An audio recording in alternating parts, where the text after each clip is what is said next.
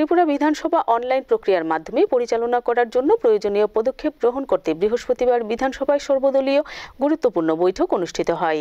ত্রিপুরা বিধানসভায় অনলাইন প্রক্রিয়া আগে থেকে শুরু হয়েছে, তাকে আরো বিস্তার করার লক্ষ্যে বৃহস্পতিবার বিধানসভার কনফারেন্স হলে সর্বদলীয় বৈঠক অনুষ্ঠিত হয়। উপস্থিত ছিলেন বিধানসভার speaker Biswabandhu Sen, deputy speaker Ramprasad Pal, বিরোধী দলনেতা জিতেন্দ্র চৌধুরী, পর্যটন মন্ত্রী সুশান্ত চৌধুরী, বিধানসভার পরিষদীয় মন্ত্রী রতনলাল নাথ সহ অন্যান্যরা।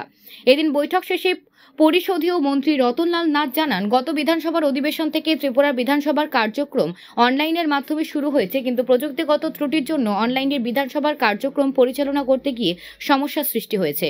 মন্ত্রী জানান, অনলাইন ব্যবস্থা চালু করার জন্য বিধানসভার আইন সংশোধন করার প্রয়োজন রয়েছে।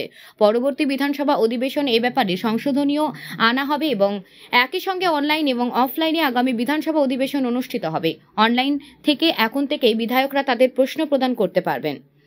এবার যেহেতু পরীক্ষামূলকভাবে চালু করা হবে, সেজন্য দলীয় বৈঠকে সর্বসম্মতিভাবে সিদ্ধান্ত গ্রহণ করা হয়েছে অনলাইন এবং অফলাইন উভয়ভাবেই বিধায়করা তাদের প্রশ্নপত্র জমা দেবেন। এই মিটিংয়ে সিদ্ধান্ত হয়েছে যে হার্ডলসটা আছে, ওই যে ডেট ফিক্সড হওয়ার পরে অ্যাসেম্বলির দিনক্ষণ ঘোষণা হওয়ার পরে কোশ্চেন জমা, এই হার্ডলসটা তুলে দিতে হবে। আমরা অ্যাকর্ডিংলি আগেই সচিবালয় ব্যবস্থা নিয়েছে, তো 5-6 দিনের মধ্যে এই হার্ডলসটা উঠে যাবে। এখন থেকে সব কিছু অনলাইনে হবে। আর যেহেতু আমাদের রুল, আমাদের বিধানসভা তো যে কোনো ইচ্ছা কারো ইচ্ছায় চলবে না, একটা রুলস, এই যে বইটা আছে এই বই অনুযায়ী চলবে। এই বইয়ের মধ্যে অনলাইনের কথা নেই, তো সুতরাং এটাও অ্যামেন্ডমেন্ট করতে হবে।